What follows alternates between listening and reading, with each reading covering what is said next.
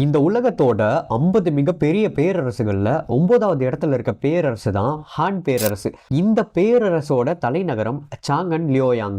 பொது ஆண்டுக்கு முன்னாடி 206வது ஆண்டுல இருந்து 220வது பொது ஆண்டு வரைக்கும் 426 ஆண்டுகள் சீனா மற்றும் மத்திய ஆசியா பகுதியில இந்த பேரரசு இருந்திருக்கு.